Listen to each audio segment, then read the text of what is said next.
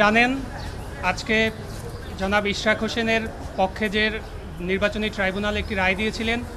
সেই রায়কে চ্যালেঞ্জ করে এবং নির্বাচন কমিশনের তড়িঘড়ি করে যে গেজেট প্রকাশ, সেই গেজেট প্রকাশকে চ্যালেঞ্জ করে এবং স্থানীয় সরকার মন্ত্রণালয়ের প্রতি নির্দেশনা চেয়ে যাতে তাকে শপথ পড়ানো না হয়, এই বিষয়গুলো নিয়ে সুপ্রিম কোর্টের একজন আইনজীবী একটি রিট মামলা দায়ের করেছিলেন। এই দুই পক্ষের বক্তব্য শেষে আজকে ঠিক 12টা 30 মিনিটের সময় মহামান্য আদালত এটা আদেশের জন্য রেখেছিলেন এবং আদেশের শুরুতেই মহামান্য আদালত তিনি একটি তার অভিব্যক্তি ব্যক্ত করছিলেন যে তিনি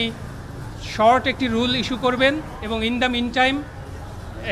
এই যে গেজেট নোটিফিকেশন যে বিষয়টি আছে এটি স্টে থাকবে এবং ঠিক আগামী মঙ্গলবার আবার এই বিষয়টির উপরে চূড়ান্ত শুনানি অনুষ্ঠিত হবে। কারণ মহামান্য আদালতও চাচ্ছিলেন আইনগতভাবে জনাব ইশরাকের পক্ষে যে আইনজীবীরা অ্যাপিয়ার করেছেন তাদের বক্তব্যগুলোকে অন রেকর্ডে আনতে।